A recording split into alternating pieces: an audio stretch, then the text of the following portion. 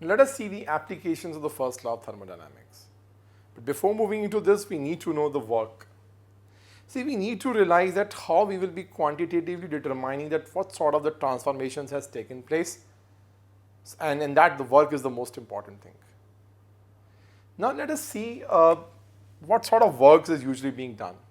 We usually take pressure, volume, work done. Now what you need to know is this, that this work can take place under two different conditions. One is reversible and other is irreversible. How they can be defined, like suppose we are having a cylinder which is having a frictionless piston. 1 mole of a gas is there in this, and what we find is that if we give Q amount of heat energy at constant pressure to this gas, definitely the expansion will take place. Now what you need to know is that if this is the internal pressure, this is the external pressure. Now we need to know that if this piston is settled at this stage, P internal is equal to P external.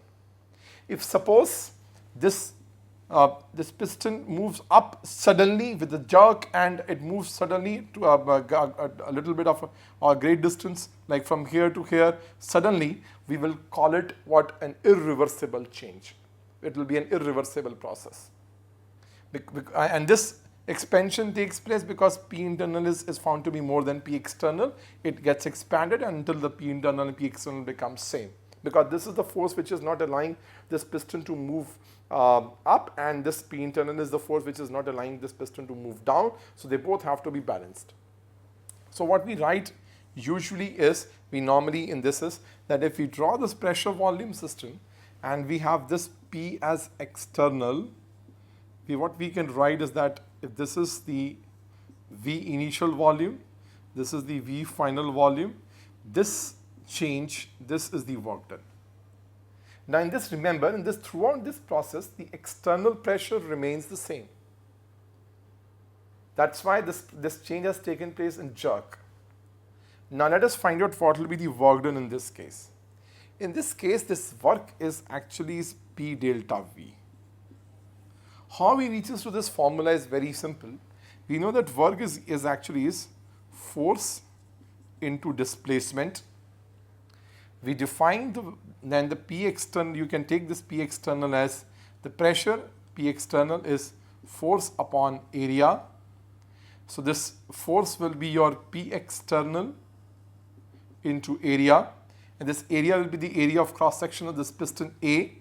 So we write this P external into A into this dl. dl is the distance with which the piston moves.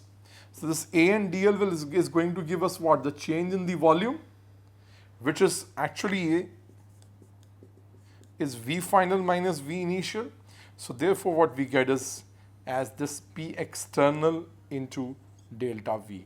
So this is the formula we have, and this P is this P external, and this is what is the formula we have. Now this is the work done we have in case of, remember, the irreversible process.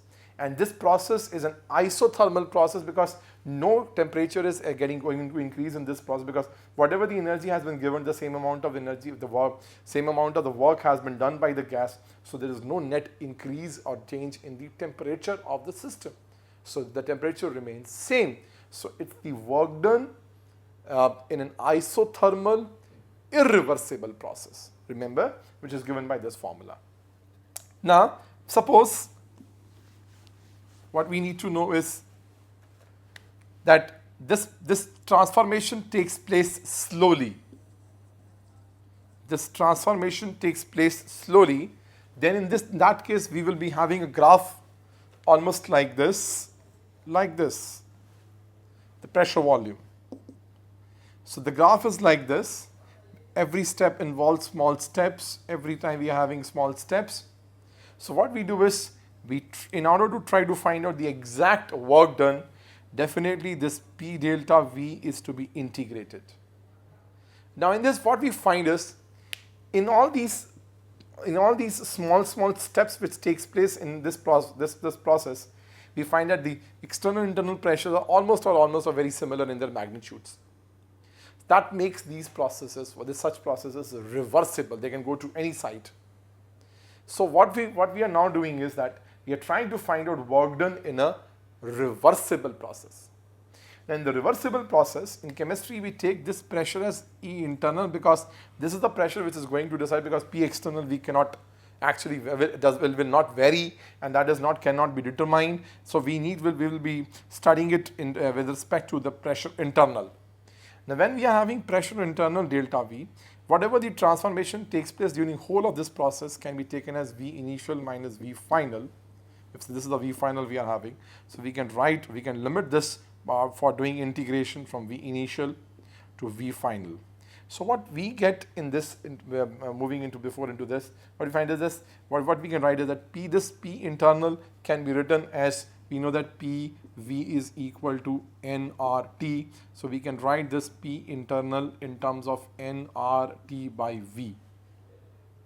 So, and what I will do is, since I am doing integration, we will not take this whole complete change, we will take a small change in the volume dV. So we write it, what integrate from V initial to V final, P internal will be nRT by V into dV.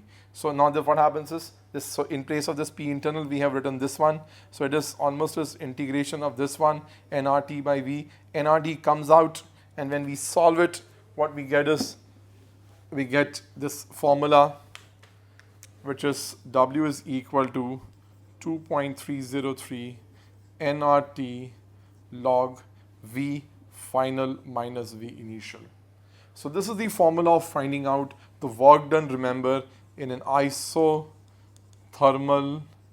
reversible process. And what we need to know is that the work done will be equal to P delta V. This P is P external in case of isothermal